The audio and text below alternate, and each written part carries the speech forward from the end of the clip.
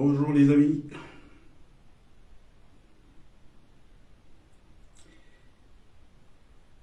est-ce que vous allez bien? Tout va bien? Bon, allez, on va être une petite dizaine et puis on y va, d'accord? Et en attendant, pour ceux qui sont là, bien vouloir me faire un petit signe pour me dire si le son est bon, si la lumière elle est bonne, bref, si toutes les conditions sont réunies afin qu'on puisse faire un bon direct. Voilà, donc les premiers connectés, veuillez s'il vous plaît laisser un petit mot, un petit truc du genre oui, moi, de tel endroit, je vous reçois 5 sur 5. D'accord? Voilà, merci bien. Ouais.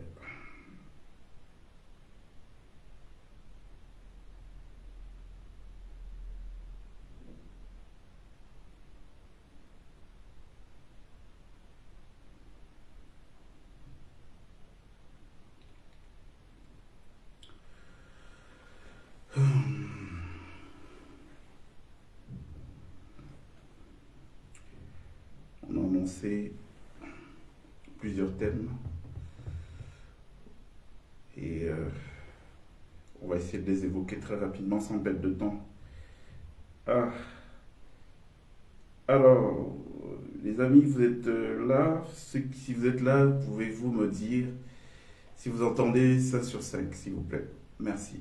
Si le son, la qualité sonore est bonne, bref, si toutes les conditions du direct sont réunies afin qu'on puisse y aller sans perdre de temps. Connaissez le principe, hein, ça n'a pas changé.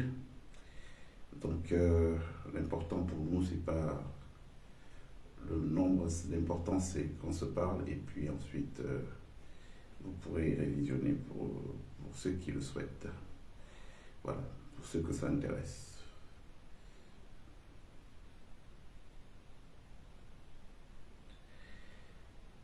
Oui, oui, oui, oui. Bonsoir Michel, Annika. Vous allez bien, j'espère. Moi, ça va. Donc, merci de me signaler si vous suivez, si le son est bon et si, bref, si vous nous recevez très bien afin qu'on puisse y aller aussitôt. S'il vous plaît.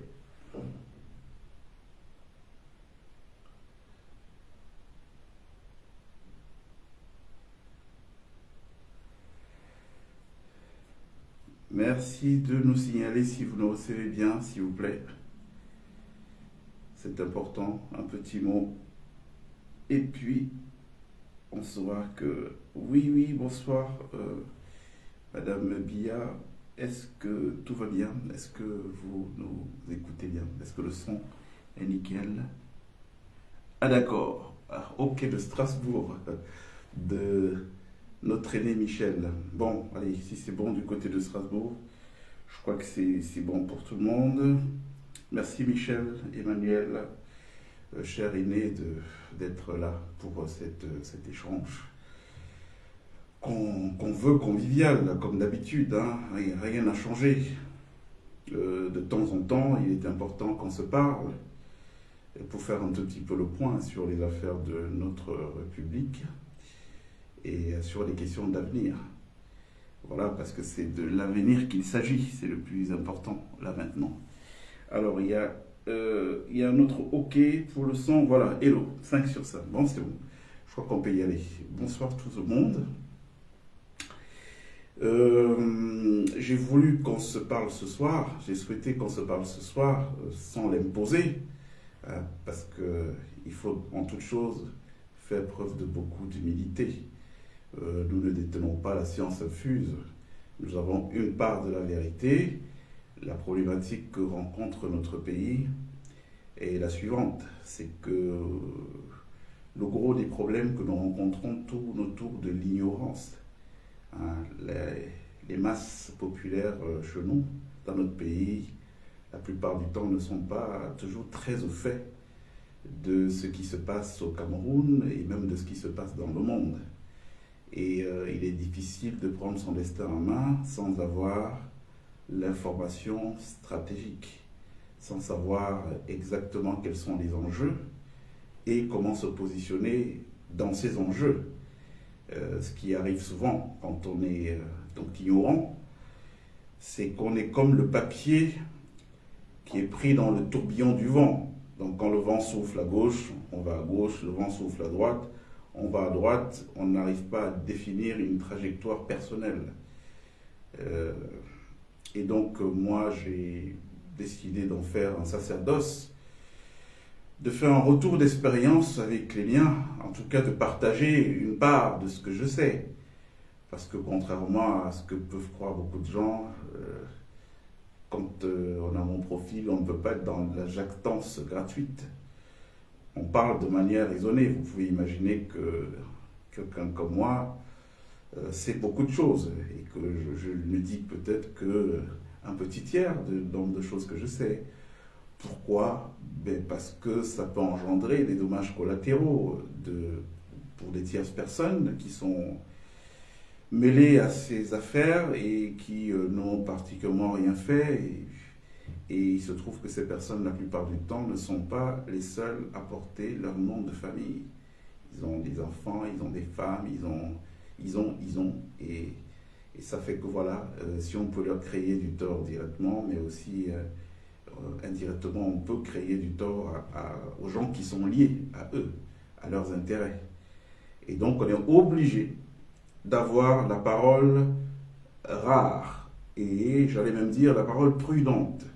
Voilà, parce que sinon, allez, on commence à tout déverser, et puis ça peut être dangereux pour les équilibres, même de nos jeunes nations qui sont fragiles. Mais il y a quand même quelque chose que nous ne pouvons pas taire, parce que là, il y va de l'avenir de notre pays en tant qu'entité, avec nous tous. Et donc, il est important de temps en temps de partager avec les nôtres ce qui se passe et qu'ils comprennent les non-dits derrière tout ce qui peut être officiel, déclaration officielle, derrière tout ce qui peut être disparition des gens sans que ça ne soit expliqué réellement. Bref, il faut que les uns et les autres soient tenus au courant des choses qui se passent. Bon, aujourd'hui, j'ai voulu qu'on parle, j'entends dire beaucoup ces derniers temps, vous savez, le RDPC, c'est cette machine ténébreuse construite autour des frères des ténèbres, la très médiocre maçonnerie camerounaise, entre autres, parce qu'elle n'est pas seule. Je parle bien de médiocre maçonnerie camerounaise, c'est très important d'appuyer pour dire que c'est une exceptionnalité, peut-être pas qu'au Cameroun, mais dans plusieurs pays africains francophones. Donc c'est un parti qui depuis 1982, non, il n'est pas né en 82, le RDPC, il est né en 86, je crois, ouais, puisqu'il y a eu un congrès à Bamenda et je crois que c'était le congrès fondateur, avant c'était l'UNC. Donc, bref, depuis sa naissance, il y a bientôt une quarantaine d'années, je crois que c'est l'année prochaine, normalement, que le RDPC devra fêter ses 40 ans d'existence, si les souvenirs sont bons. Sinon, vous pouvez me corriger pendant qu'on est en direct, parce que le but du jeu, c'est pas de donner des informations erronées. Donc, depuis sa naissance, il y a une quarantaine d'années, c'est un parti qui a offert aux Camerounais que de la souffrance, que du malheur, une dégringolade. Il y avait une belle trajectoire qui était amorcée. Bref, ces gens nous ont montré un seul talent, c'est le talent de destructeur. Et quand je le dis sans être politique, sans être partisan. Je donne mon sentiment, qui est d'ailleurs très peu une opinion, mais très factuelle, qui est plutôt des faits.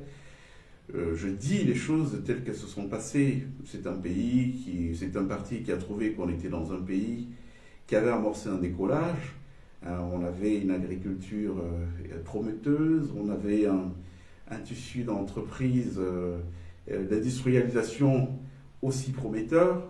Mais ce qui s'est passé, c'est que ça a été patatras, quoi. Tout a été détruit en presque 40 ans bientôt.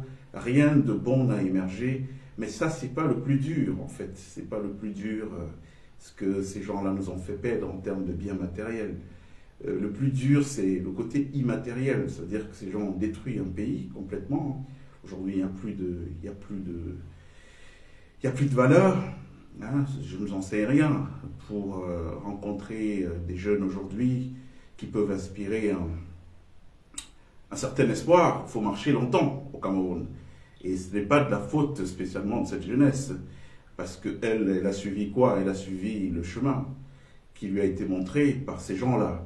Ah, je les appelle ces gens-là parce que, en toute honnêteté, j'ai du mal à retenir toute l'abjection que ça me suscite de savoir que des gens soient aussi peu bien intentionnés vis-à-vis de leur pays. Donc j'ai un phénomène répulsif et même de rejet toutes les fois que j'évoque cette formation politique-là. Me dire que les gens sont autant méchants au point de détruire leur pays, les acquis, et détruire la population des pays. On va parler dans un second temps de cette sortie du commissaire Ebene depuis presque un mois bientôt, et puis j'aurai peut-être d'autres choses à dire là-dessus. Donc pour l'instant, on reste sur le RDPC. Donc pourquoi j'ai commencé par le RDPC? Parce que j'entends ils rengainent ces jours-ci, ils sont en mode oui, à défaut du président Biya, il pourrait peut-être aller s'opposer, mais le RDPC peut présenter un autre candidat et tout et tout. Mais je dis, mais c'est de la blague.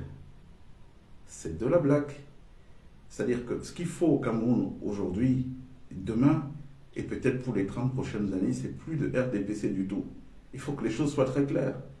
Parce qu'on serait dans une hypocrisie crasse de penser que le bilan catastrophique, désastreux du RDPC aujourd'hui n'est que l'œuvre que de Paul Biya. Non, mais c'est l'œuvre de Paul Biya & Co.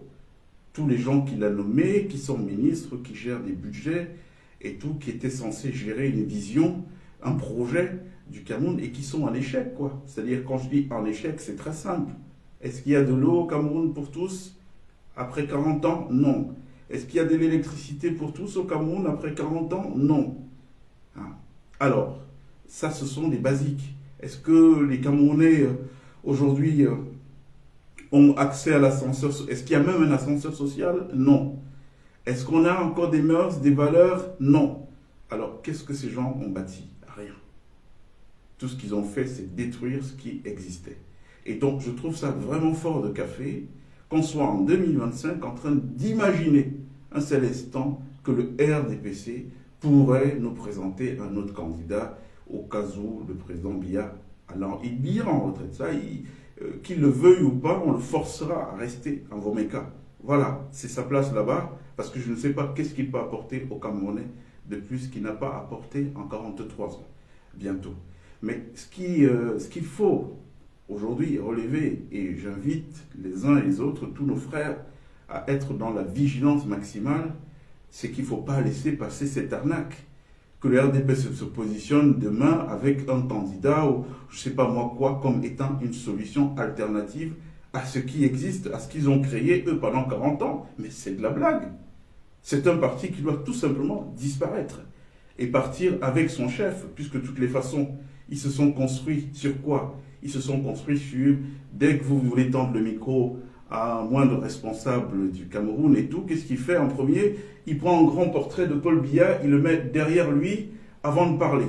Et toutes les deux phrases qu'il prononce, c'est comme le chef de l'État nous l'a dit. Bon, alors, donc s'il est acté que ce chef de l'État doit partir, il doit partir avec toute cette racaille-là. Je ne sais pas si je me fais bien comprendre. C'est-à-dire que cette racaille n'a plus le droit de citer, en tout cas dans les affaires politiques du Cameroun, pour un long temps. Si c'était des gens qui étaient mus au moins par l'amour du pays, parce que je vous démontrerai tout à l'heure pourquoi ils ne sont pas mus par l'amour du pays, parce qu'ils font allégeance à d'autres choses, ils ne font pas allégeance au Cameroun pour servir le Cameroun.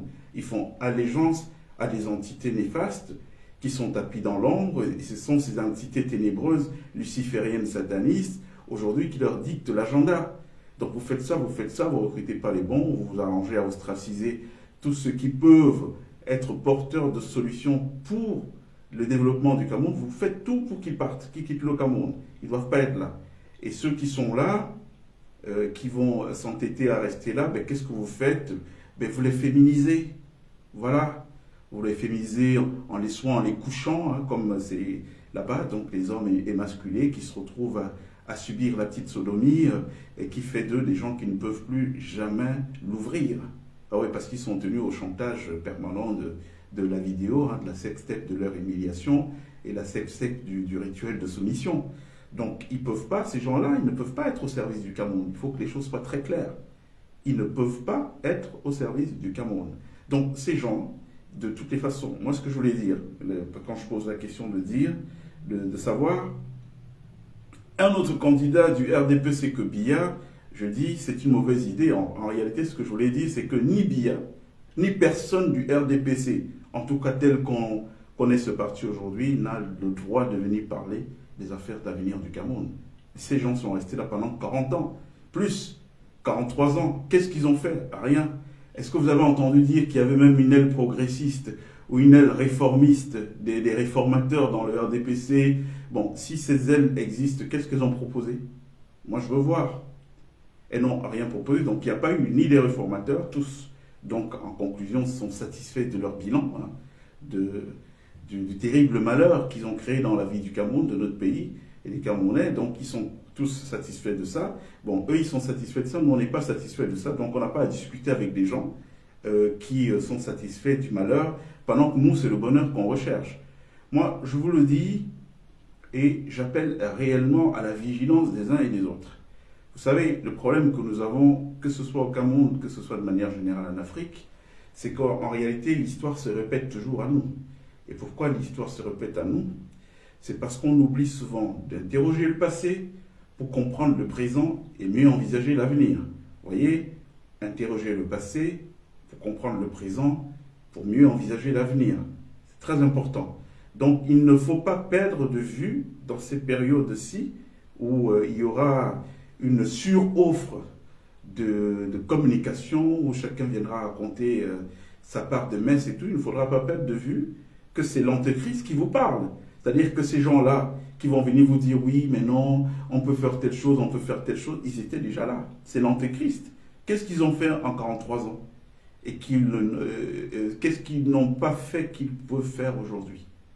Il faudra vous poser cette question, c'est très important. Donc pour moi, RDPC out. C'est des gens qui ne doivent pas parler, c'est-à-dire même par humilité, ils doivent la fermer définitivement, au moins pour les 20-30 prochaines années. S'ils avaient été des gens qui étaient mus par l'envie de faire quelque chose pour le Cameroun, au moins même les réformateurs, les progressistes, tout ce que vous voulez, des ailes se seraient créées au sein du RDPC, en faisant même émerger de manière sournoise des formations politiques dans lesquelles ils s'engouffraient aujourd'hui. Ça n'a pas été le cas. Ça veut dire qu'ils étaient satisfaits à 100% des choses telles qu'elles sont en train de se passer. Alors, les Camerounais ne sont pas satisfaits à 100% des choses. Bon, à moins, quand je dis les Camerounais, vous enlevez ceux qui sont émasculés, même si tous ne sont pas contents de leurs conditions. Nous savons ce qui se passe.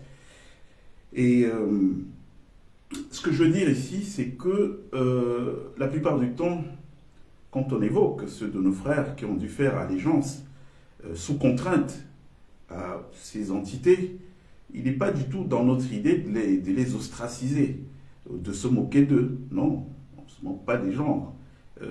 C'est un très grand malheur. Quand un père de famille, quand un jeune se retrouve à être couché sans ménagement, pourquoi? Tout simplement parce qu'il voulait faire bouillir la marmite, rentrer à la maison, donner à manger à madame, aux enfants, ou alors un jeune tout simplement se construire sa vie. Donc il est hors de question qu'on se mette dans une posture moralisatrice ou bien une posture moqueuse. Non, non, non, il ne faut pas se moquer. C'est des gens qui ont subi un malheur. La plupart de ces gens sont dans l'incapacité de parler. Donc il y a un double malheur. Suppliciés dans leur chair et tenus au chantage sur la longue. Donc tu ne peux pas parler. La preuve, observez très bien au Cameroun qu'il y a très peu de gens qui sortent de l'omerta pour dire bon voilà, j'ai subi ça. Pourtant on sait. Ce n'est un secret que pour ceux qui ne veulent pas voir. Mais on sait exactement ce qui se passe au Cameroun avec la bénédiction de Paul Biya. C'est-à-dire qu'il ne faut pas Nous, on n'est pas de ceux qui disent que lui, il est un saint, pendant que les gens autour de lui sont des satans. Ça n'existerait pas. De vous à moi, vous pensez que Paul Biya serait président du Cameroun depuis 43 ans s'il avait des collaborateurs qui font ce qu'ils veulent? De vous à moi. Donc c'est une grosse arnaque. On est dans quelque chose de l'ordre, à la limite même de la moquerie, faire croire aux gens que toutes ces conneries qui existent dans notre pays existent malgré le président parce que lui ne veut pas ça. Mais non, non, c'est un système qui est organisé, nous le savons, c'est ce qui se passe. Hein. Et quand vous voyez déjà qu'au sommet de l'État d'un pays comme le Cameroun, les gens n'ont pas de parole d'honneur, c'est-à-dire que vous allez arriver, on va vous promettre tout ce que vous voulez, vous travaillez, après on ne vous paye pas, et puis pour ne pas vous payer, on vous met dans un truc où le président va vous signer un papier, hein, non, non, non, payez-le, il vous signe un papier, donc vous vous en organisez, j'ai une signature présidentielle, sauf qu'en signant le papier, il a mis des codes ou il n'a pas mis des codes qui veulent dire non, ne le payez pas. C'est-à-dire qu'officiellement, je signe pour qu'il soit payé, mais officieusement, le message que j'envoie à mes collaborateurs, c'est ne faites rien du tout. Vous comprenez? Donc quand on est déjà dans un pays où à ce niveau de l'État, on a des comportements de racaille, vous pouvez bien vous imaginer qu'il n'y a rien à attendre de ces gens-là. Donc pour moi, pour sortir sur la question du RDPC, il est hors de question d'abord que le président Biya envisage de faire quoi que ce soit. Il doit aller en retraite cette année 2025, qu'il le veuille ou pas, parce que de toute façon c'est l'avenir du Cameroun en tant qu'entité politique et administrative qui est en train de se jouer. C'est-à-dire que quand ils vont vouloir forcer comme ils le font, bon, on verra bien, d'accord, on verra bien. Vous savez, personne n'a le monopole de la violence. Ces gens-là, ils ont maintenu les Camerounais sous une violence féroce pendant beaucoup d'années, parce que les gens voient juste cette violence visible, celle où vous allez dans un tribunal, vous avez raison, mais parce qu'on a payé un petit billet au juge, il donne raison à votre bourreau, et puis voilà, et votre bourreau vous nargue dans la vie. Mais il y a une autre violence qui est beaucoup plus sournoise. C'est celle qu'on fait subir à de nombreuses personnes et qui s'est reproduit aujourd'hui comme un mauvais cancer dans l'ensemble de la société camerounaise. Hein? Donc on a abusé du chef, le chef a abusé de son sous-chef, le sous-chef a abusé du chef de bureau qui nomme et tout, et donc on vous crée une société de malades. Voilà, des gens qui ont un problème de santé mentale. On ne peut pas être normal quand on a subi tout ça. Comprenez? Donc il y a cette violence-là à laquelle qu'ils ont imposée à de nombreux de nos citoyens. Et aujourd'hui, il n'y a pas d'avenir du Cameroun sans passer par le préalable de ce que j'appellerais une thérapie de peuple. Oui, c'est-à-dire qu'il faut soigner, il faut organiser des bains spirituels, ou je ne sais pas moi, des libérations généraux, où on va faire ressortir de nos forêts ce qui reste de vrai. Hein, parce que même là-bas, ils se sont attaqués au pouvoir traditionnel. D'où, dans un pays comme le Cameroun, aujourd'hui, vous allez voir tel ministre, tel chef traditionnel. Chef de quoi? Vous faites allégeance à des entités ténébreuses lucifériennes et vous êtes chef en Afrique. Ça n'a pas, pour moi, de sens. C'est un tout petit peu contradictoire. Mais c'est pour vous dire que ce n'est pas fait par hasard. C'est-à-dire ces gens ne se sont pas levés du jour au lendemain. On commence à dire, ah non, moi je vais prendre la chefferie. C'est un plan, c'est un projet. Il faut détruire les structures traditionnelles parce qu'elles peuvent constituer des leviers permettant de résister à tout ce qu'ils ont importé comme entité néfaste, sataniste et luciférienne dans notre pays. Donc il faut tuer tout en grugeant le gros de la population. On va prendre les chefferies et tout et tout. Donc vous voyez des choses qui sont pas du tout productives pour notre pays. Donc on conclut sur le RDPC. Pour que vous compreniez très bien, ne vous laissez pas tromper, ne vous laissez pas embarquer dans l'histoire que le RDPC est une alternative à ce qui existe, puisque ce qui existe est une création du RDPC. Est-ce que ça satisfait les Camerounais? On sait répondre non, et un non absolu. Est-ce que ça satisfait même tous les membres du RDPC qui sont dans la machine? Nous savons que nous avons des frères dedans qui sont en souffrance. Sinon, comment voulez-vous qu'on ait toutes les informations? les choses qui se passent. On a des informations parce qu'on a des gens qui sont là, qui ont les mains liées, et ces gens-là, il faudra faire preuve d'empathie à terme pour eux, hein, ne pas être dans une chasse aux sorcières aveugle et tout. Il faudra tenir compte du fait que plusieurs de ces gens ont été pris parfois par surprise, parfois drogués avant de se retrouver dans des choses, parfois trompés tout simplement, et puis se réveillent un matin, pieds et poings liés, ils ne peuvent rien faire. La seule façon pour eux de résister, c'est qu'ils sont là, ils n'approuvent pas tout, et quand ils peuvent, ils balancent un tout petit peu pour que le système s'arrête.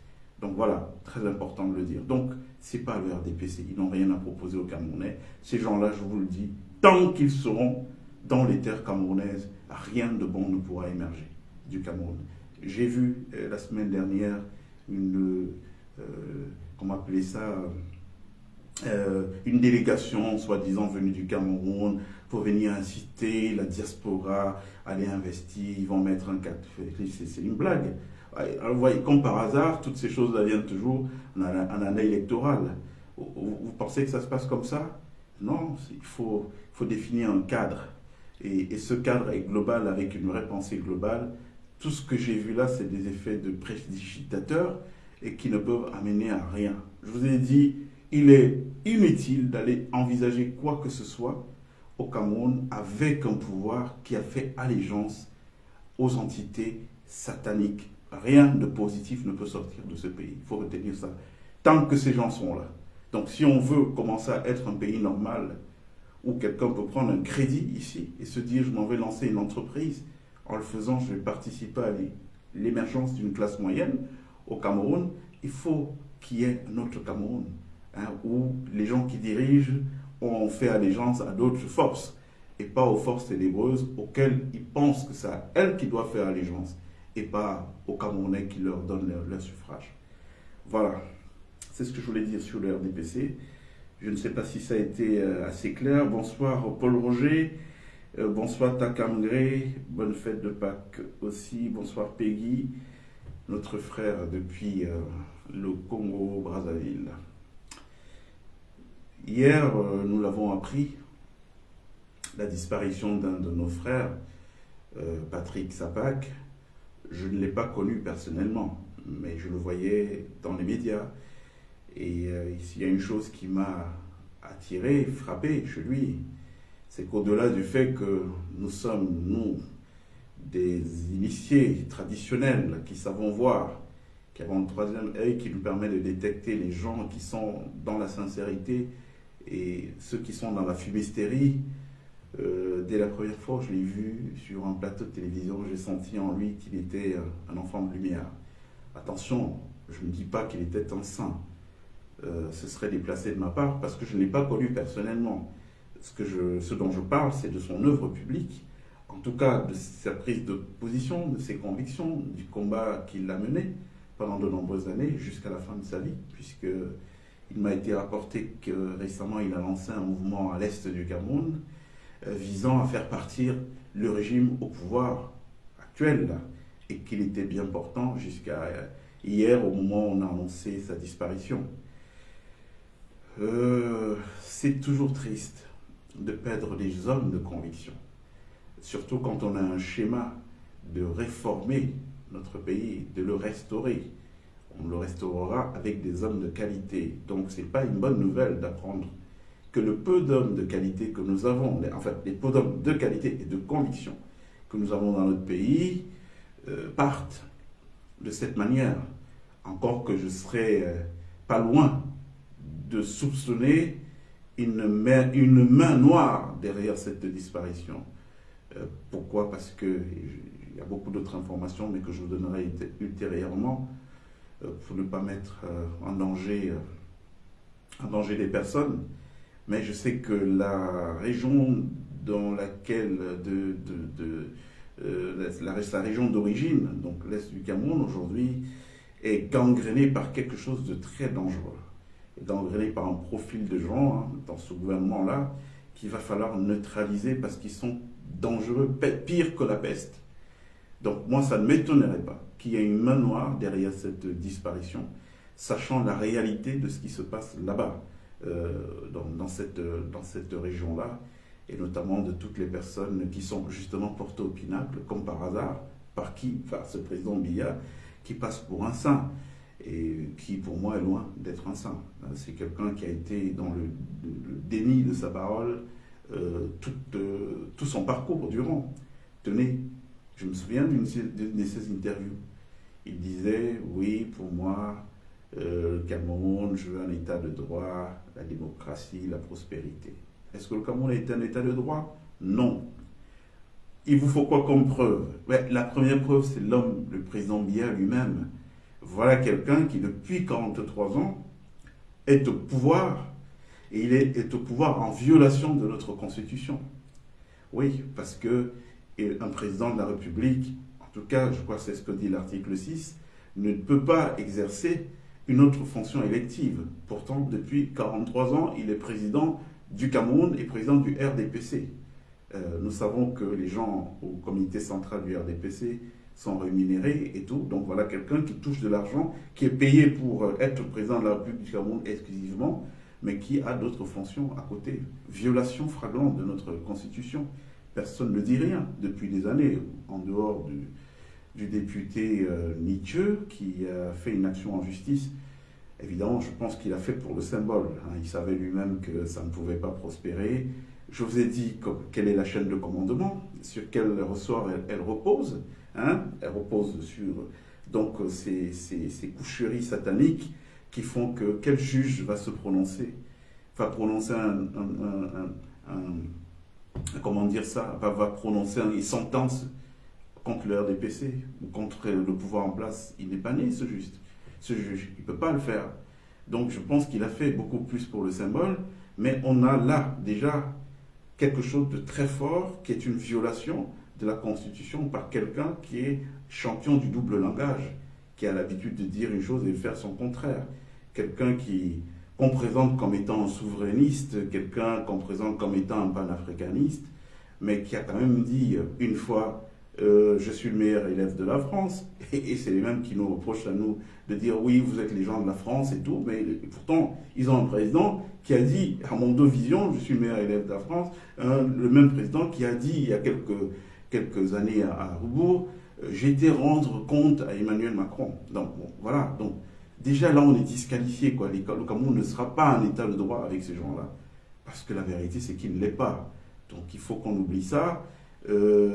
Voilà quelqu'un qui a promis la prospérité. Est-ce qu'on est prospère aujourd'hui? Je ne le pense pas. En tout cas, au regard de ce qui existe, moi je parle des faits.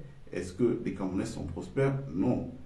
Sur 30 millions d'habitants, il y a 1 100 000 qui ont un salaire tous les mois. Sur 30 millions, 1 100 000 ont un salaire tous les mois, à peu près 3% de la population.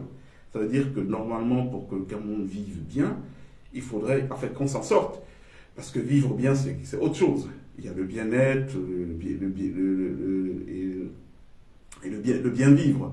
Donc pour qu'on s'en sorte, c'est autre chose. Donc il faut que chacun de ces 1,1 million s'occupe à peu près de 29 personnes pour que le Cameroun puisse trouver un essor. Donc moi je n'appelle pas ça un pays qui est dans la prospérité. Donc c'est des gens qui sont habitués aux belles phrases, auxquelles eux-mêmes ne croient pas du tout. Et c'est des gens dont il ne faut pas perdre de vue que voilà, c'est des mythos qu'on nous a installés à la tête du Cameroun. Et quand je dis mythos, je ne suis pas du tout dans l'exagération, je vous dis les choses telles qu'elles sont. Et il faut tenir compte de ça. Dans toute la messe qui va être dite les prochains jours, en tout cas si on y arrive, toute la messe qui va être dite les prochains jours, il faut que les gens tiennent bien compte de que nous avons face à nous des gens qui sont des gens indignes. Et ce qui renforce leur indignité, c'est l'âge de ces gens. Vous savez, moi, quand j'étais gamin, j'ai passé quasiment toutes mes vacances avec les grands-parents. Donc j'ai été dans le sillage des rois, des machins, et j'ai vu ce que c'était vieillir.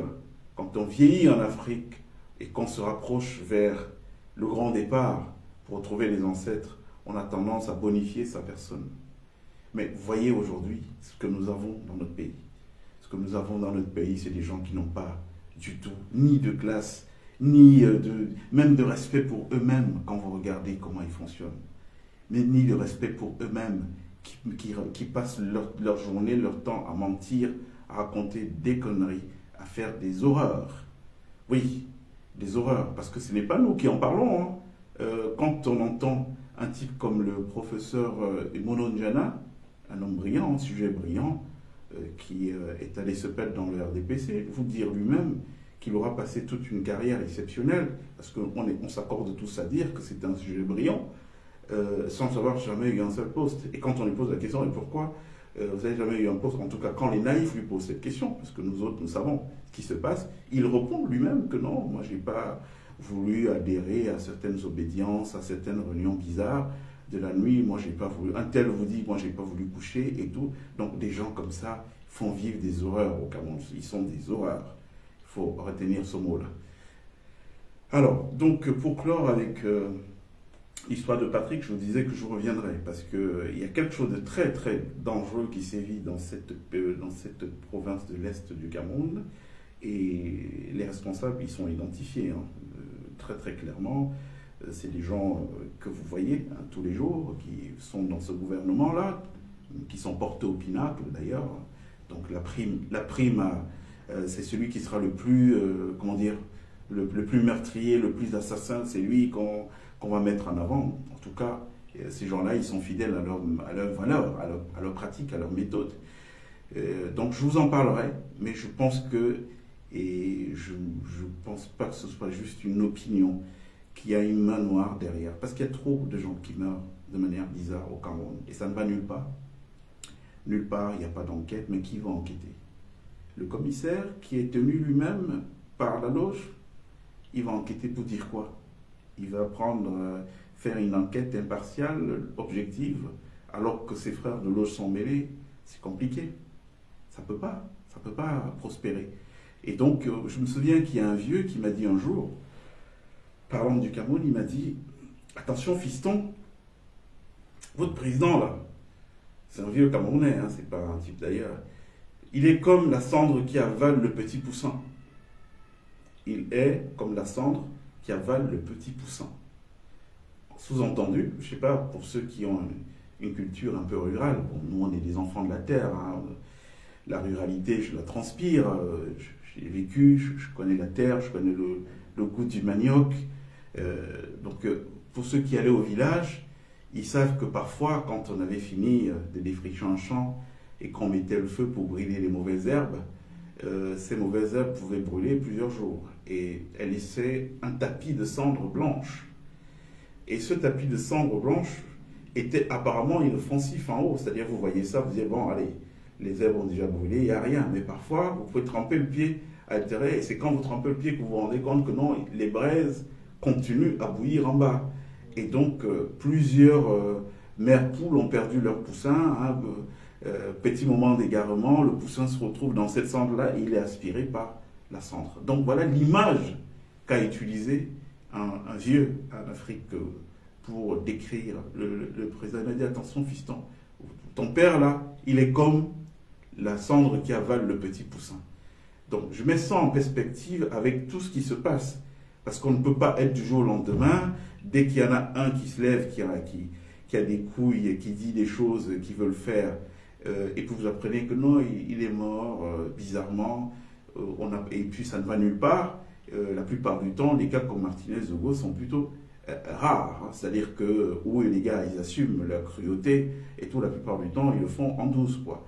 Petite maladie, vous allez, il y a tout un système qu'ils ont mis bien maillé dans le Cameroun, et tout dans les hôpitaux, quand vous arrivez, ah c'est qui? C'est Morgan Palmer, vous êtes tout de suite signalé en haut, bon, on en fait quoi?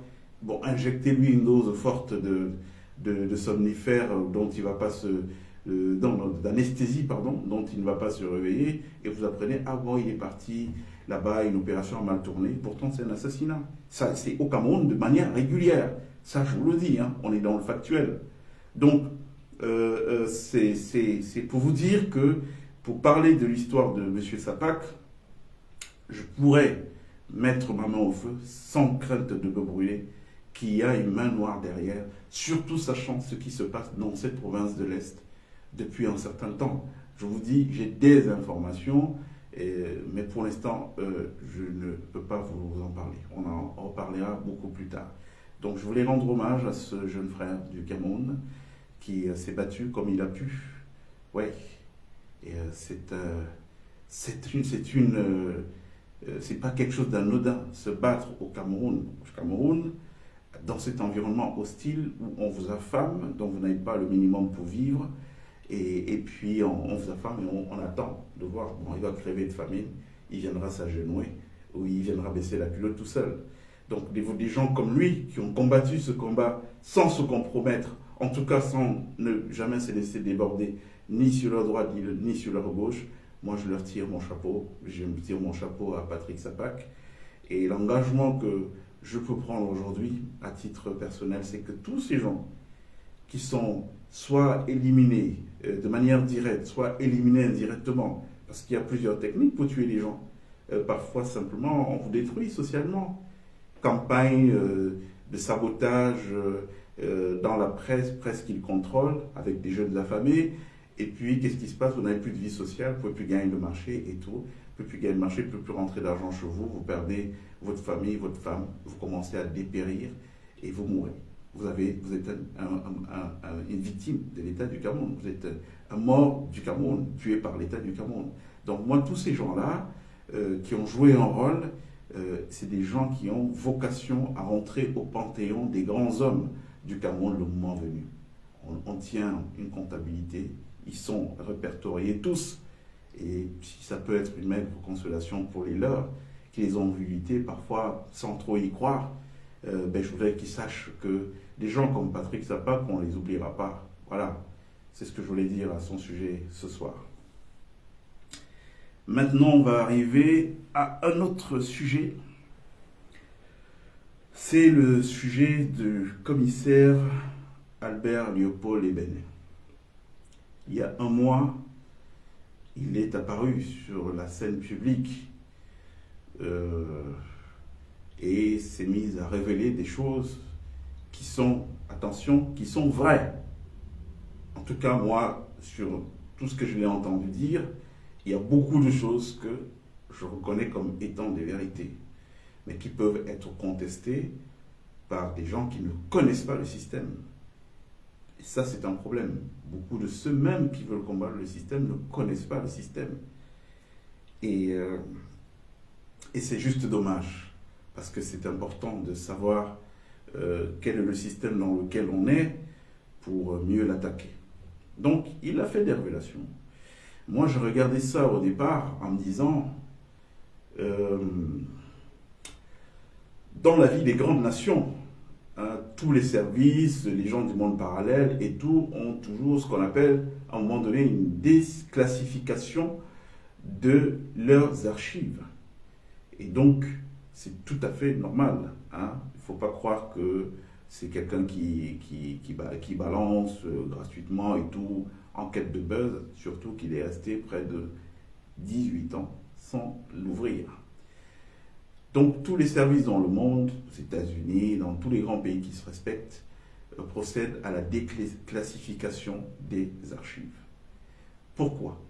Parce que le but des archives, c'est de pouvoir concilier les pans de l'histoire pour mettre ces pans de l'histoire à la disposition du grand public. On ne construit pas un pays, une nation, un monde sans l'histoire. Je vous ai dit tout à l'heure l'importance d'interroger le passé pour comprendre le présent et mieux envisager l'avenir. Donc, j'entends certaines voix, elles sont minoritaires, à tendance contestatrice, se dire oui, pourquoi il parle, pourquoi, mais non, je voudrais que les gens comprennent que c'est dans l'ordre des choses. Quand on a ingurgité un certain nombre de savoirs, de pouvoir dégurgiter. Vous savez, même dans ces ordres dits exotériques, en tout cas ceux que l'on connaît, qui sont respectables en Occident, il y a toujours le rituel de l'épreuve du silence. Donc quand vous entrez, on considère que vous ne savez rien, vous n'êtes pas un sachant, et donc vous n'avez pas à parler.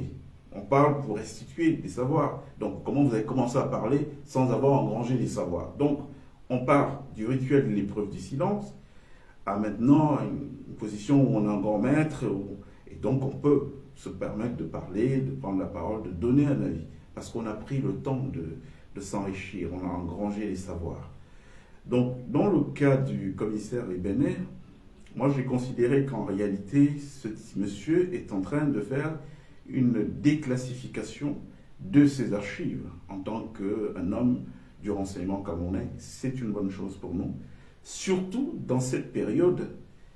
Pourquoi dans cette période? Parce qu'on est en train d'aller vers la fin d'un cycle. On ne peut pas amorcer un nouveau cycle sans savoir déjà c'était quoi les différentes réalités du cycle passé. Sinon, on est exposé à quoi? Mais on est exposé à refaire les mêmes erreurs. Et je trouve même d'ailleurs que ce commissaire, il fait preuve de beaucoup de retenue républicaine. Hein, parce que quand moi je l'entends parler, j'entends raconter certaines histoires, je sais qu'il ne va pas jusqu'au bout. C'est peut-être tout à son honneur de se dire que bon, ça engendre évidemment toujours du collatéral, il y a des personnes qui sont en vie, et peut-être leur famille qui pourrait en pâtir. Mais je crois que dans le cadre du Cameroun aujourd'hui, il faut aller jusqu'au bout. Il faut aller jusqu'au bout, même s'il y a un prix à payer. Mais vous savez, le nombre de gens dans les familles qui vivent une facture karmique, qui n'arrivent pas à s'expliquer. Tout ce qu'on essaie de faire ne marche pas parce qu'on ne sait pas dans quoi papa était, combien de gens il a sacrifié et tout. Eh bien, il est peut-être temps, et ce n'est pas en famille qu'on le lui dira, il est peut-être temps de commencer à mettre les dossiers sur la table. Au Cameroun, pas dans un esprit belliqueux, pas pour que les gens commencent à se situer entre eux. Ça ne sert à rien. Ça fait partir de l'histoire. Donc l'histoire, en réalité, il ne faut pas la juger. L'histoire, il faut juste la comprendre. Bon, il y a eu tel qui s'est passé et tout, d'accord, ça s'est passé, c'est des faits. Bon, voilà. Et puis maintenant, on analyse. Et puis on se dit, ben tiens, si ça n'a pas marché, est-ce qu'il faudrait que l'on reproduise le même schéma? Donc voilà, moi je pense que la posture qui est la sienne, et que je soutiens d'ailleurs de manière très active, hein, je ne le cache pas, que je soutiens, c'est de dire que nous sommes à un moment de l'histoire de notre pays où il faut restituer la mémoire, mais restituer la mémoire sans fioriture, restituer la mémoire sans mensonge. Oui, parce que c'est ça le problème que nous avons au Cameroun aujourd'hui. Tant que les nouvelles générations ne comprendront pas, parce qu'on a cette question et des sodomies imposées et des loges ténébreuses camerounaises, mais si vous ne l'évoquez pas, vous pensez que vous avez réglé quel problème? Vous allez reprendre notre bonhomme, vous allez le mettre aux affaires, et puis le même système va continuer, vous allez vous plaindre que rien n'a bougé, rien n'a changé. Non, c'est le système qu'il faut questionner en profondeur, pour savoir comment on en est arrivé à être l'un des plus gros producteurs de ressources humaines en Afrique, voire dans le monde, et avoir un pays qui est à la traîne. Si on répond à cette question à moitié, si on ne va pas dans le fond, pour dire exactement qu'est-ce qui ne va pas, à quoi c'est lié, si on veut taire des choses, parce que bon, tel réseau, on veut les contenter et tout, mais on n'a réglé aucun problème, les gars. On n'a réglé aucun problème. Soyons honnêtes. Donc, pour moi, le moment au Cameroun est venu de dire les choses telles qu'elles se passent. Un tel a été couché, et il a été couché, il a eu mal, et puis il est devenu un monstre, il a commencé à faire du mal aux autres. C'est important que les Camerounais le sachent. Moi, je vous le dis, c'est important. Parce que même pour lui-même, comment il va à la guérison? Vous savez très bien que toute guérison commence par une repentance. Il faut être capable de se dire, ah, j'ai subi telle chose, et qu'on se pardonne. C'est-à-dire que n'imaginez pas un seul instant qu'on ira de l'avant sans une véritable commission de vérité et réconciliation qu'on met en place, où les uns et les autres vont dire les horreurs qu'ils ont commis et qu'on se pardonne mutuellement avant de commencer à aller de l'avant. Sinon, on va faire quoi? Bon, on va faire semblant. Et on va faire semblant, donc on va se retaper 70 ans de ce même système-là. Non, il faut dire les choses telles qu'elles sont. Aujourd'hui au Cameroun, si on ne vous sodomise pas, vous ne pouvez avoir aucun poste. C'est ça la vérité. Si on ne vous sodomise pas, vous ne pouvez avoir aucun poste. Et, attention, il ne faut pas mélanger les choses. Nous, on n'est pas dans une diatribe contre tel mode. Non, non, c'est pas du tout ça. On est dans une diatribe vers des choses qui ne sont pas normales en République. Est-ce qu'en République, des gens qui jurent sur la Bible, la Constitution, qui jurent de servir le pays, doivent faire allégeance à des entités qui sont plus fortes que la République? C'est pas normal. C'est pas normal. Au point de dire à un Camerounais qui est méritant, tu es méritant, on le sait, mais si tu veux avoir une place, si tu veux travailler et tout, tu viens, tu passes à la casserole, on va te détruire. Ça veut dire quoi ça? Donc ne pas en parler, et c'est là où je salue l'action que le commissaire Léopold Albert Ebene a lancée depuis un mois. Les gens n'imaginent même pas. On est en surface là dans l'analyse de ce qu'il fait, mais c'est très puissant. C'est 70 ans d'omerta qui est rompu. Et sachez que nous ne pourrons aller de l'avant qu'en acceptant la réalité des choses, ce qui se passe dans notre pays, et qui ne doit pas continuer, et qui ne peut pas continuer. Tout simplement. Que les gens veuillent s'organiser en petits regroupements, en associations, en mouvements de pensée, puis philosophiques et tout, il n'y a pas de sujet, ça ne gêne personne. Mais on ne peut pas laisser que des petits groupuscules de gens décident de privatiser toute une république et de dicter leurs lois. C'est-à-dire, si tu n'es pas avec nous, tu n'as rien. Tu n'as pas accès à telle chose. Mais ce sont les ressources du Cameroun ou ce sont les ressources des loges. Il faut qu'on soit clair. Donc, moi, ce que je voulais dire ce soir, c'est qu'il faut aller au-delà du côté anecdotique. Parce que je vois que les gens sont plus sur le côté anecdotique. Oui, il a fait des révélations, il a dit telle chose. Non. Allez en profondeur pour comprendre qu'est-ce qui ne va pas dans notre pays. Ce n'est que parce qu'on aura réussi le diagnostic qu'on pourra mettre en place des stratégies thérapeutiques permettant de régler définitivement le problème du Cameroun. Voilà ce que je voulais dire au sujet du commissaire Ebene, que je salue d'ailleurs ici au passage pour son courage et sa bravoure. On va prendre au téléphone Armel qui nous appelle. Bonsoir Armel. Oui, bonsoir Morgane. Oui, on vous écoute. Bienvenue. Bien, merci et bonsoir à tous ceux qui sont présents, connectés. Donc, je voulais d'abord rebondir sur le déballage du commissaire Léopold Albert Ebene. Oui, j'étais un peu interloquée de voir qu'un certain nombre de nos compatriotes désapprouvent cette démarche et disent que pourquoi il ne parle que maintenant, est-ce qu'il est dans des calculs, pourquoi il n'avait pas dit les choses avant.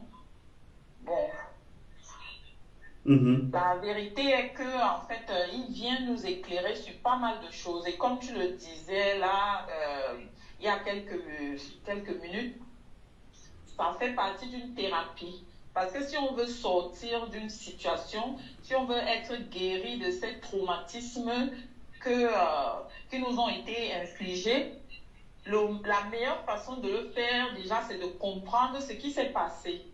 C'est de diagnostiquer en fait les causes, puisque même en médecine, on diagnostique d'abord les causes, oui, avant de comprendre en fait de quoi souffre le malade et puis mettre en place une thérapie ou un parcours de guérison. Donc moi je pense que cette démarche est à encourager parce que nous voulons tous comprendre ce qui s'est passé dans notre pays, pourquoi est-ce que nous en sommes là. C'est pas normal. On savait qu'il y avait des choses qui n'allaient pas, on entendait parler de ci ou ça. Mais maintenant, on a un témoignage de première main de quelqu'un qui a été,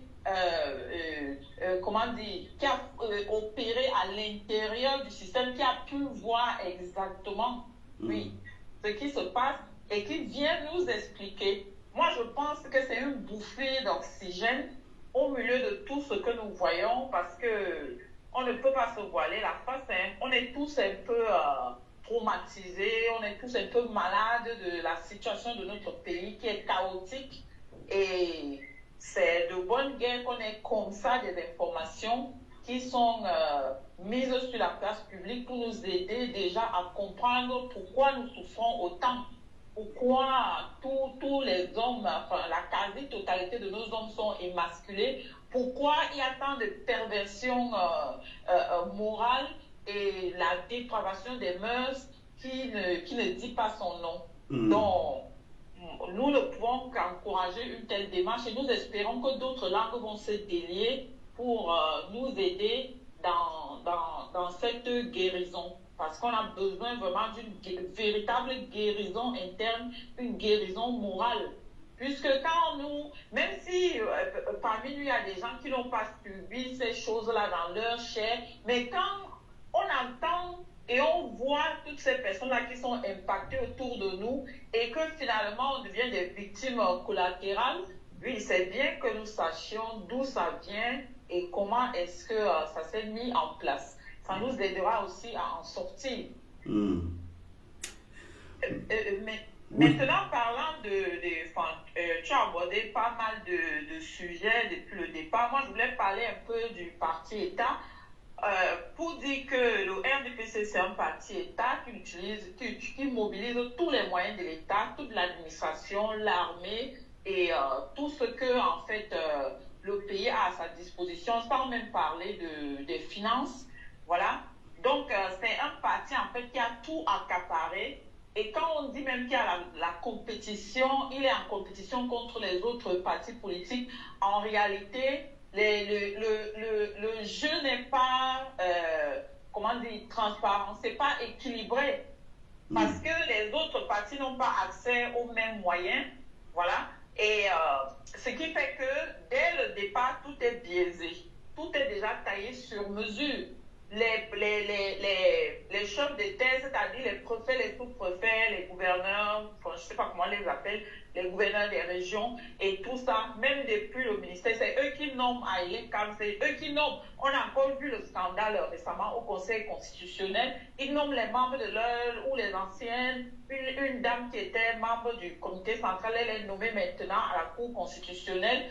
Ce sont des signaux vraiment très négatifs et inquiétants qui nous sont envoyés et que ces gens sont en train de nous dire qu'en fait, ils n'entendent rien de ce qu'on leur dit, ils n'entendent pas la dénonciation, ils n'entendent pas la douleur du peuple camerounais qui s'exprime et qui vont même encore aller plus loin, ils vont enfoncer encore le clou et je pense que ce parti, tel qu'il a fonctionné jusqu'à présent, le chef même de ce parti qu'ils appellent, eux-mêmes ils appellent le candidat naturel. Moi, je ne sais pas comment quelqu'un peut être le candidat naturel. Normalement, dans un parti politique, on doit ouvrir la compétition à tous les candidats qui veulent représenter le parti, mais on dit que c'est le candidat naturel. Bon, ça c'est... Moi, je leur laisse ça. Il a géré ce parti, en fait, comme si c'était une fin en soi. C'est-à-dire que il mourra avec ce parti et le pays avec aussi. C'est pour ça qu'il a toujours étouffé toute velléité d'ambition politique dans ce parti. Beaucoup qui sont en prison aujourd'hui, on sait que tous les membres de ces différents gouvernements ont détourné de l'argent. Tous ou presque, ils ne sont pas en prison. Parce que s'il fallait mettre les gens en prison pour des détournements, lui-même devait être en prison, ainsi que tous ses gouvernements successifs. Mais la majorité de ceux qui sont en prison, c'est parce qu'ils ont osé avoir des intentions ou des ambitions politiques, ce qui n'est pas un péché en politique. Donc, il a tout fait pour étouffer ces gens-là. C'est pour ça qu'aujourd'hui, il n'a pas de dauphin. Il n'a pas de dauphin. Et les gens qui l'encourageaient là-dedans, moi je ne sais pas, ça prouve en fait que tous n'avaient pas de vision pour ce pays. Parce que bien que le but d'un parti politique soit de conquérir le pouvoir à tous les échelons, mais le plus important et le principal, c'est d'avoir une vision. C'est de savoir pourquoi est-ce qu'on veut conquérir le pouvoir, qu'est-ce qu'on veut faire pour le pays, quel est le projet qu'on propose aux citoyens. C'est bien pour ça qu'aujourd'hui, il n'y a pas de bilan. On n'a que le chaos. On n'a que la désespérance, la paupérisation généralisée et tous les maux, en fait, qui gangrènent la société camerounaise aujourd'hui. Donc, pour moi, c'est un parti qui a vocation à disparaître, à mourir, à laisser, en fait, les vocations qui sont à l'intérieur, qui ont été étouffées, s'exprimer peut-être dans d'autres mouvements. Ils peuvent créer d'autres mouvements. Mais en réalité, ce gros mastodonte-là, ce machin-là, doit mourir. Parce que rien qu'à entendre, moi, quand j'entends ce nom-là, ça déclenche en fait une avalanche d'émotions en moi. Je vois la souffrance, je vois l'échec, je vois la médiocrité, je vois en fait toutes les choses que ce parti a encouragées et qu'il a contribué à mettre en place au Cameroun. Voilà. Bon, je vais finir, je vais en toucher un mot par rapport aux événements récents. Ce que nous voyons, bon, ça a toujours été, hein, ça a toujours été, mais ça prend encore souvent une autre ampleur à l'approche d'une élection majeure. C'est la neutralisation systématique des gens qui osent parler. Donc, on est un peu fatigué, on est lassé avec tout ça. C'est pour ça même que nous encourageons les gens à parler parce qu'il y a beaucoup d'affaires qui ne sont pas élucidées, il y a des disparitions, il y a des morts mystérieuses. On ne comprend pas. En moins d'une semaine, on nous dit qu'il y a 3 commissaires divisionnaires qui sont passés de vie à trépas. Je ne sais pas, on ne sait pas, on se demande ce qui se passe là-bas dans leur cuisine interne à la DGSN. Et il y a un monsieur, en fait, qui était associé avec Aristide Mono dans le périple qu'il est en train de faire dans le pays, qui s'appelait Hassan Béchir. Il a collaboré avec Aristide Mono et puis il est allé à Douala pour un rendez-vous. Et ce monsieur est mort mystérieusement. On parle d'une panne d'ascenseur, mais le moment où il est rentré dans l'ascenseur et le moment de sa mort, entre-temps, il a eu quand même la possibilité d'envoyer un message par WhatsApp. Donc, je ne sais pas, ça donne plus l'air d'avoir été un guet-apens dans lequel on aurait attiré ce compatriote. Pourquoi? Parce qu'il dénonçait, il décriait les mots et toutes les choses que nous dénonçons dans la société camerounaise et dans la gouvernance actuelle. Donc, on a aussi un autre qui avait parlé, qui avait révélé le fait qu'on fabriquait des pièces d'identité par milliers, par centaines, dans un domicile privé, toujours là-bas dans le Grand Nord. Donc, le monsieur a disparu pendant des semaines et des semaines et on l'a retrouvé au CED. Non, nous, on est lassés de ça, on est fatigués. Pourquoi est-ce qu'en fait, on ne veut pas que les gens s'expriment? Si on veut que les gens chantent les louanges du gouvernement, des gouvernants et autres, il faut nous donner des raisons, en fait, de chanter leurs louanges. S'ils ne font que des choses qui vont, en fait, à l'encontre et à l'opposé de l'intérêt général, on ne peut pas chanter leurs louanges. On ne peut que décrier et dénoncer ces choses. Donc, et on sait comment on traite les gens là-bas, dans ces couloirs de la mort là. Et il est réapparu, je pense qu'on l'avait retrouvé au CED, après on a dit qu'il a été transféré à la prison de Konegi. Donc c'est un peu toujours la même histoire, même avec Patrick Sapak.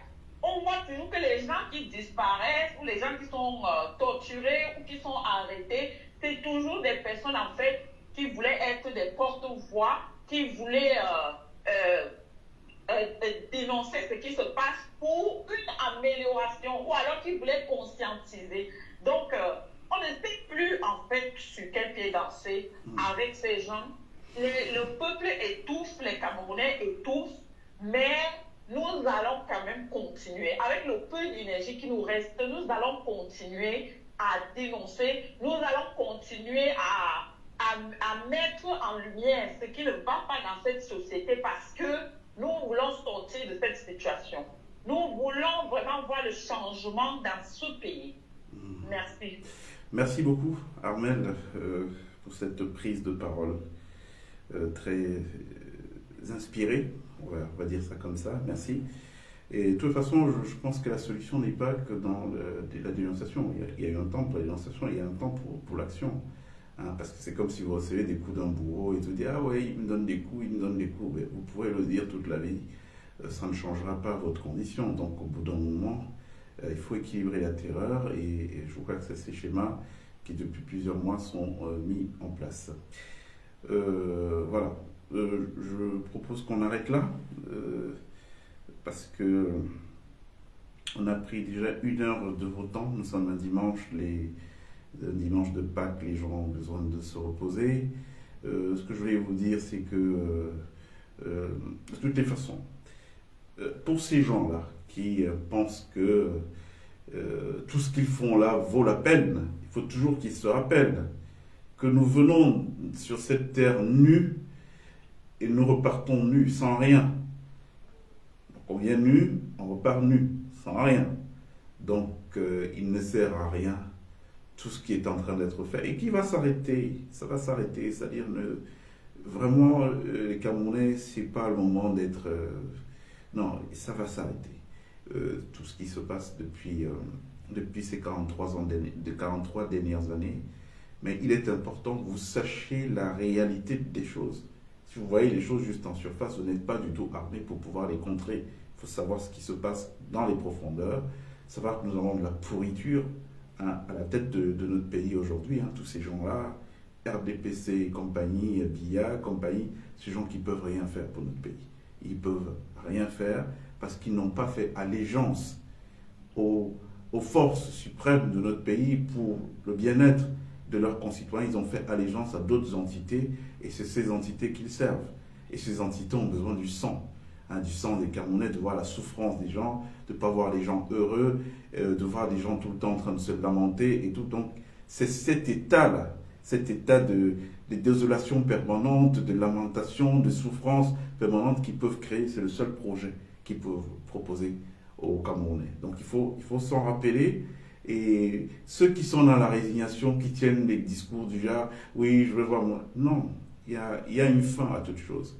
La seule chose que je vois qu'ils n'ont pas étudiée, c'est la loi de la finitude. La loi de la finitude, il faut toujours s'en rappeler. Tout a une fin. Et nous sommes arrivés sur la fin. Maintenant, c'est comment ils gèrent la fin qui est le plus important. Pour moi, le Cameroun aujourd'hui est un vaste exil psychiatrique qui a besoin d'une thérapie de peuple. C'est-à-dire qu'il faut qu'on passe par la thérapie, qu'on soigne les uns et les autres, là, les cas de maladie. Même des gens qui sont des bourreaux aujourd'hui. Est-ce que quand les condamnés à mort tombent malades en prison, on ne les soigne pas? On les soigne parce qu'ils méritent d'avoir des soins. Donc, cette thérapie de peuple va être inclusive. Elle doit inclure tout le monde. Parce que, voilà, on a besoin de tout pour faire un pays et malheureusement, il va falloir composer avec tout le monde. Ok les amis, merci. Donc une pensée encore très émue pour notre frère Patrick Sapak, mystérieusement disparu hier. Mais nous savons ce qu'il y a derrière cette province de l'Est et tous ces gens qu'on promeut à bout de bras, qui couchent enfants, filles comme garçons, leurs propres enfants. On sait ce qui se passe et on s'en occupera le moment venu. Merci bien. Je vous souhaite une très très bonne soirée. À bientôt. Il fera beau Cameroun. Hourra.